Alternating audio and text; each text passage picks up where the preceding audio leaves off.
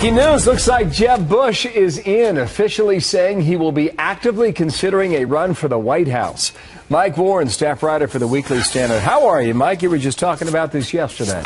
Good morning to you. Let's talk about a primary battle for Jeb Bush.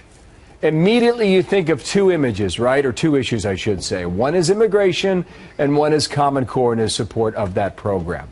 How does that shake down, Mike?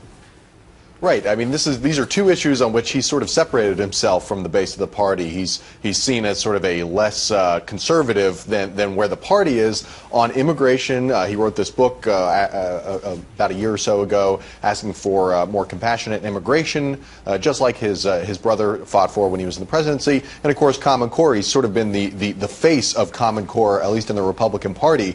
And I think, in many ways, you have to look back to the last time Jeb Bush was in office, which was 2007, when he left the Florida governor's mansion, and the last time he was elected, which was 2002, which was more than a decade ago. And I think the party has changed in a lot of ways that perhaps Jeb Bush doesn't have his finger to the pulse and is able to sort of understand maybe in many ways how the dynamics of where the party is, where the base is in a primary election is. On the other hand, he's a very skilled politician. He won two governor's races in Florida, which is of course a swing state. He in many ways made it a Republican state, at least in governor's races, and so you don't. I don't think that Jeb Bush will just get swept aside by conservative primary electorate. I saw him speak in New York 2 months ago. I saw him again in a question and answer that was fascinating here in New York as well. This is a man who has big ideas on big issues of the day, and it is clear that he has thought about this stuff for 40 years. Very intelligent, and you can just tell by the way he speaks about this, he's given it great thought. The other thing you're going to hear from a guy like Jeb Bush as a candidate, very positive, a very optimistic message. What he'll say is, I'm 61 years old, but I wish I were 21. Because we're living in this great age of exploration and discovery. And that will be a big part of his campaign, about bringing America along to a better future.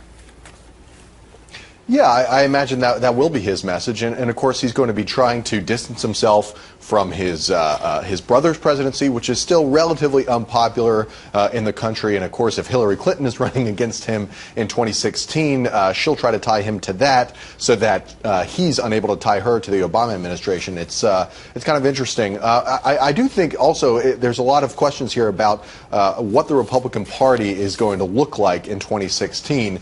A kind of interesting factoid is, if you go back in history, the last successful Republican presidential ticket to not have somebody named Bush on it was in 1972. So there is this question: is can the Republican Party win without a Bush, or does it take a Bush to win a presidential election? And I think that's part of the reason why he's jumped in. He sort of sees himself as being somebody who can win the race for the president for Republicans. It just got a lot more interesting, I'll tell you that. I wonder what Mom said. I guess clearance was given before Christmas rolls around, right? Because you don't want to have that conversation on Christmas Eve, do you?